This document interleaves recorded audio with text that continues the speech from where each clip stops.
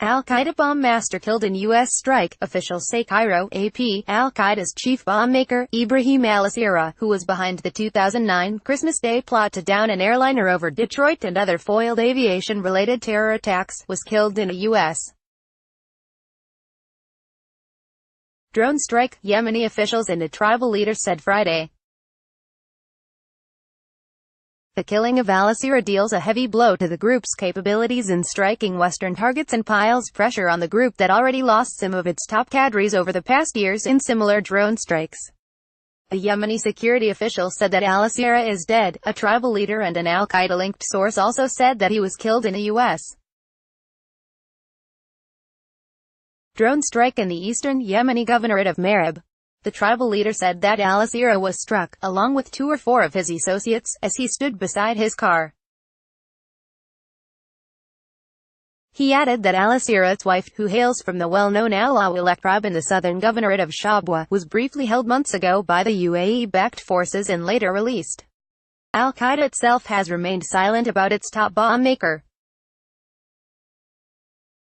Instead of the typical eulogies on militant websites, the Yemeni source said the group is trying to hunt down suspected spies who might have tipped off the U.S. on his whereabouts leading up to the strike. The security official spoke on condition of anonymity because he wasn't authorized to brief reporters. The tribal leader and al-Qaeda-linked source requested anonymity, fearing for their safety. The confirmation of al-Asira's death follows a UN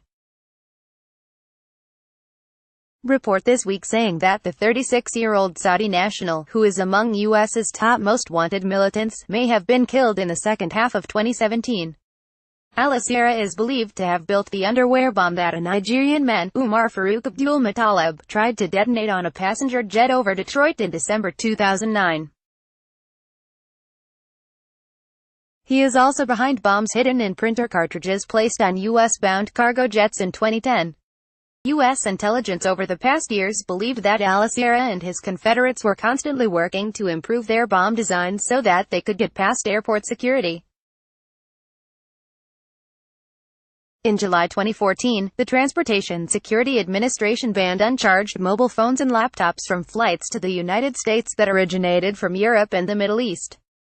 Al-Asira, who studied chemistry in the Saudi capital of Riyadh, even once placed explosives inside his younger brother's clothes in a plot to assassinate Saudi Arabia's Interior Minister, Mohammed bin Nayef, in 2009. The brother, Abdullah, died in the explosion while the top U.S. counterterrorism ally was slightly wounded. The U.S.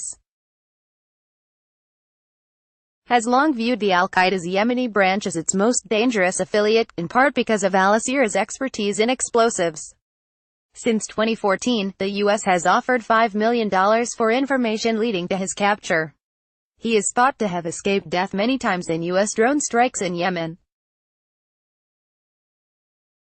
Al-Asira's last known statement was a 2016 audio message threatening Saudi Arabia and the U.S. after the kingdom killed 47 al-Qaeda suspects in one of its largest mass executions since 1980. Vowing to continue battling America, he said at the time that the Saudis would be dealt with in a different way, without elaborating. Wanted by the U.S., Saudi Arabia and Interpol, al-Asira fled his native Saudi Arabia, home of 15 of the 19 suspected hijackers in the Sept. 11, 2001 terrorist attacks, for Yemen, along with other militants escaping a crackdown in the kingdom. Once in Yemen, they merged with local al-Qaeda militants who escaped from a Yemeni prison in 2006 to form al-Qaeda in the Arabian Peninsula, or AQAP. Since 2015, al-Qaeda has exploited the turmoil in Yemen as a Saudi-led coalition imposed an air, land, and sea blockade and waged war on Yemen's Iranian-aligned rebels, known as Houthis, who gained control of the capital, Sana'a, forcing President Abed Rabo Mansur Hadi to flee the country. Amid the chaos, AQAP has expanded its territory, occupied entire cities, looted security camps, banks, and collected taxes from locals. The Saudi-led coalition, and in particular its key member the United Arab Emirates, later claimed to have defeated al-Qaeda and forced it to pull out of the territories under its control.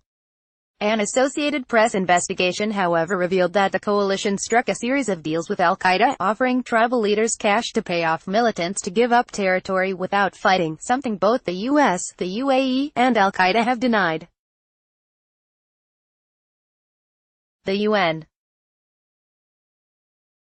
report on Monday, which first raised allegations that al-Asira may have been killed, also said that Al-Qaeda's global network continues to show resilience, with its affiliates and allies much stronger than the Islamic State group in some places, including Somalia, Yemen, South Asia and Africa's Sahel region. It added that Yemen's lack of a strong central government has provided a fertile environment for AQAP's expansion and estimated its strength inside Yemen at between 6,000 and 7,000 fighters, compared to IS militants who only number between 250 to 500 fighters. Al-Qaeda's top havens in Yemen are in the central Bayda and eastern Marib provinces. But since 2015, it has suffered heavy losses in leadership as U.S. drone strikes killed off top cadres, including co-founder Nasser al-Wahishi, who was Osama bin Laden's top aide. Veteran al-Qaeda leader, Qasim al-Rimi, succeeded al-Wahishi. Al-Hajj reported from Sana'a, Yemen. Copyright 2018 The Associated Press. All rights reserved. This material may not be published, broadcast, written or redistributed.